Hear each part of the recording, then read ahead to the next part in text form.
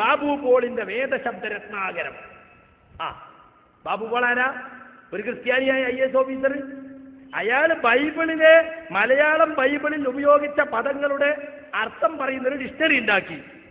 എന്നിട്ട് ഈ പാതിരി അതെടുത്തു. ബൈബിൾ ഡിക്ഷണറി എടുത്ത് ഖുർആനിലെയും ഹദീസിലെ ആയത്തിന് അർത്ഥം പറയലാരാ? സാക്ഷാൽ പാതിരി. ഇയാൾ സാക്ഷാൽ പാതിരിയാ? അല്ല, ഇയാൾ ബൈബിൾ ഡിക്ഷണറി എടുക്കോ? ബൈബിൾ ഡിക്ഷണറി ഇയാൾ പറയാം വേദശബ്ദമാണ്. വേദശബ്ദത്തിന് അർത്ഥം പറയുന്നതാ വേദശബ്ദരത്നാകരം. അത് ക്രിസ്ത്യാനികളെ വേദത്തിന് അർത്ഥം പറയണ. അള്ളാന്റെ ഖുർആനും റസൂലുള്ളാഹി സ്വല്ലല്ലാഹു ഹദീസിന് അർത്ഥം പറയാം ബാബു പോളിന്റെ ഡിക്ഷണറി എടുക്കുക. അപ്പോ ഹൃദയരക്തം സ്ത്രീകൾക്ക് മാത്രം എന്ന് പറയുന്നത് പോലെയാണ് പ്രാർത്ഥന അള്ളാഹുവോട് മാത്രം എന്ന മുദ്രാവാക്യം എന്നാണ് മൗലാന ഇപ്പോൾ പറഞ്ഞുകൊണ്ടിരിക്കുന്നത്. അങ്ങനെയുള്ള പ്രാർത്ഥന അള്ളാഹുവിനോട് മാത്രം, അള്ളാഹുവിനോട് മാത്രം എന്നൊരു കൂട്ടർ 7 പതിറ്റാണ്ട് കാലമായി ശബ്ദം മുഴക്കി കേരളത്തിൽ അങ്ങോളം ഇങ്ങോളവും ഇപ്പോൾ കർണാടക സ്റ്റേറ്റിലുമൊക്കെ ഒന്നിച്ചു ഓടി പടയോട്ടം തന്നെ നടത്തി പ്രചരിപ്പിച്ചുകൊണ്ടിരിക്കുന്നത് അനുചിതമായ വാക്കല്ലേ? ഇത് ഉദാഹരണം എങ്ങനെ പറയാം?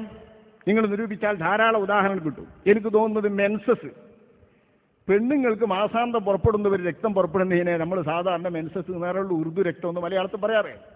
ഇത് സ്ത്രീകൾക്ക് പുറപ്പെട്ടാലേ ഉറുദു രക്തം എന്ന് പറയൂ.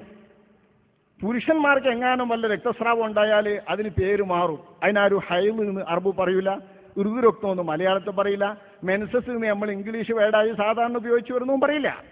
ഈ ഋതുരക്തം എന്ന സ്ത്രീകൾക്ക് മാത്രം ഉണ്ടാകുന്ന രക്തസ്രാവത്തെ ഋതുരക്തം സ്ത്രീകൾക്ക് മാത്രം, ഋതുരക്തം സ്ത്രീകൾക്ക് മാത്രം എന്നൊരു കൂട്ടർ മുദ്രാവാക്യം മുഴക്കിയിട്ട് കേരളം ഒട്ടാകെ നടന്നാൽ അതെന്തുമാത്രം അനുചിതമാണോ അതുപോലെ അനുചിതമല്ലേ പ്രാർത്ഥന അള്ളാഹുവിനോട് മാത്രം എന്ന ശബ്ദവും? കേട്ടില്ലേ? ഋതുരക്തം സ്ത്രീകൾക്ക് മാത്രം എന്നൊരു കൂട്ടരിങ്ങനെ പറയാണ്. കാരണം എന്താ? ഒരു കൂട്ടര് വാദിക്കാണ് ആണുങ്ങൾക്കും ഉണ്ടാവും ഋതുരക്തം, ആണുങ്ങൾക്കും ഉണ്ടാവും ഋതുരക്തം. അപ്പൊ ഞങ്ങൾ പറഞ്ഞുകൊടുത്ത് ഇല്ല കൂട്ടരെ ഉണ്ടാവില്ല, ഋതുരക്തം പെണ്ണുങ്ങൾക്ക് മാത്രം, ഋതുരക്തം പെണ്ണുങ്ങൾക്ക് മാത്രം. അതുകൊണ്ട് ഞങ്ങൾക്ക് പറയേണ്ടി വന്നതാണ്. എന്താ മൂപ്പര ഉദാഹരണം? ആ ഉദാഹരണം ഇവിടെ ഒട്ടും ഫിറ്റല്ല. കാരണം ഋതുരക്തം ദ്വയും തമ്മിൽ എങ്ങനെയാ ഖിയാസാക്കല്? ഋതുരക്തം എന്ന് പറഞ്ഞ ഒരു മനുഷ്യ പ്രകൃതിയുടെ ഭാഗമായി ഒരു സ്ത്രീക്ക് ഉണ്ടാകുന്ന രക്തസ്രാവം, അതിൽ അവൾക്ക് നിയന്ത്രണമോ സ്വാതന്ത്ര്യമോ ഇല്ല. അതേസമയത്ത് പ്രാർത്ഥന എന്നത് അയാൾ തെരഞ്ഞെടുക്കുന്ന ഒരു പ്രവർത്തനമാണ്. അത് പ്രാർത്ഥിക്കാതിരിക്കില്ല. അങ്ങനത്തെ ഒരു കാര്യത്തെ എങ്ങനെ ഏറ്റു പറ്റാം? മുസ്ലിംമാർക്ക് പിന്നെ എപ്പോഴും ആജാതി ഉദാഹരണമല്ലേ ഓർമ്മ വരുള്ളൂ.